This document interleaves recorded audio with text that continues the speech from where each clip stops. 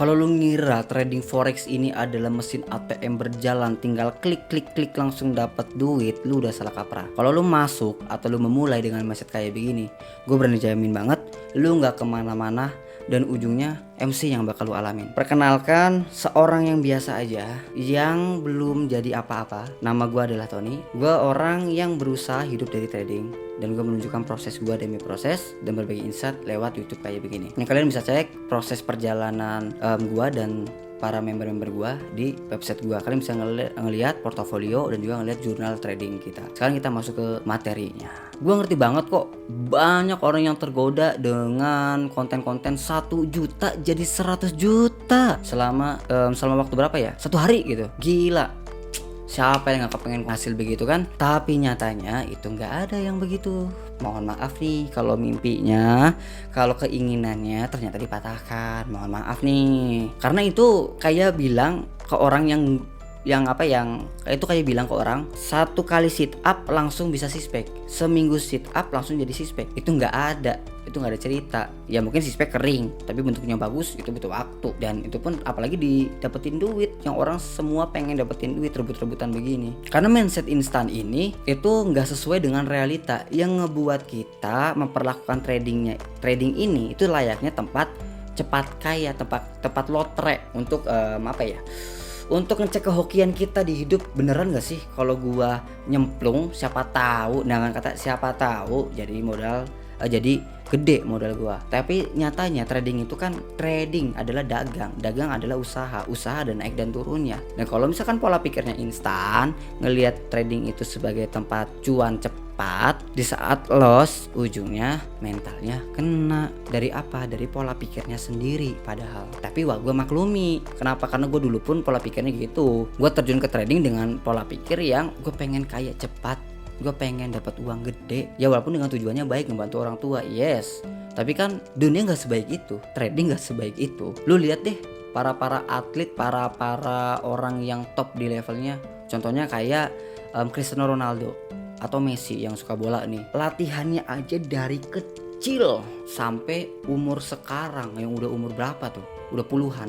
Bayangin dari kecil sampai umur puluhan, konsisten latihan gila-gilaan, bahkan masuknya tuh ke di atas rata-rata orang lain. Dan itu gak instan loh, itu proses yang panjang. Kok bisa-bisanya kita terjun ke trading dan mengharapkan hasil yang instan, hasil yang cepat. Tapi kalau dimaklumi gak maklumi sih, karena kita itu pada dasarnya itu kan males, terus pengennya yang mudah, dapat hasilnya gede. Kalau bisa tanpa effort, tanpa usaha, hasilnya bisa semaksimal mungkin. Dan gak sabaran lagi. Makanya banyak banget tuh penipuan-penipuan atau scam-scam tentang trading, apalagi tentang binary option dulu tuh, yang murah banget gitu, banyak laku di pasaran.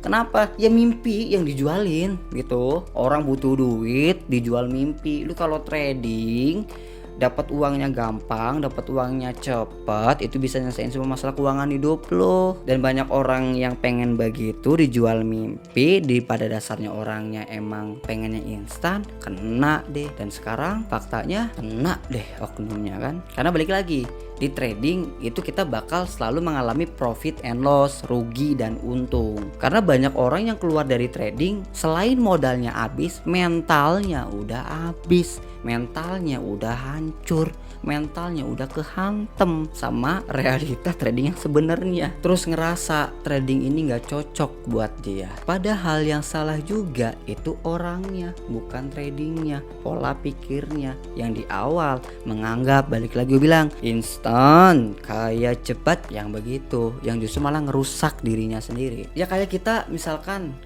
gua nih pengen nembak si A gitu, si cantik ini. Di otak gua udah berekspektasi, waduh, gua nembak dia bakal keterima, bakal disukain sama orang tuanya, dia bakal jadi calon istri gua, hidup bahagia sampai tua nanti. Baru aja chatan langsung gak dibales, langsung ditolak mentah-mentah. Langsung sakit hati kan di situ. Itulah ekspektasi begitu yang ngebuat apa? Yang ngebuat kita jadinya stres, galau. Coba kalau misalkan mindset gue di awal ngedeketin cewek ini, kalau diterima syukur, nggak diterima ya udah, yang penting gue usahain. Ditolak nggak bakal sakit hati itu, sakit tetap tapi nggak bakal sakit itu. Sama kayak di trading, kalau misalkan gue berekspektasinya untuk selalu profit, kayak cepat, kayak mudah, dan ternyata nggak begitu, sakit hati lah gua. Tapi di saat gua tahu oke, trading ini ada untung dan ada rugi hal yang wajar, yang penting ruginya bisa kebatesin. Di saat rugi ya udah, jadinya lebih lebih menerimakan, karena dari awal udah mempersiapkan diri untuk kemungkinan jelek itu. Bukan kemungkinan jelek lah, kemungkinan yang banyak orang nggak siap terima, kita mau nerima kemungkinan begitu. Karena kita yakini di komunitas kita, kalau trading itu bukan jalan kayak roller coaster begitu langsung tiba dem. Tapi kita yakini adalah trading itu adalah jalan tol, jalan cepat bukan instan. Artinya tetap bakal ada macetnya, bakal tetap ada ketundanya. At least ini jalur yang lebih efisien dan lebih menguntungkan dibanding kalau duit gua simpan doang aja di tabungan. Karena kalau kita kerja, kita dapat penghasilan, kita pengen dong ujung-ujungnya uang kita ini bekerja untuk kita, ujungnya uang ini menghasilkan uang lagi, beranak pinak nantinya, daripada disimpan didiemin doang. Udah kerja iya, tradingin juga iya. Dan trading ini kita nggak perlu untuk modal gede-gede banget.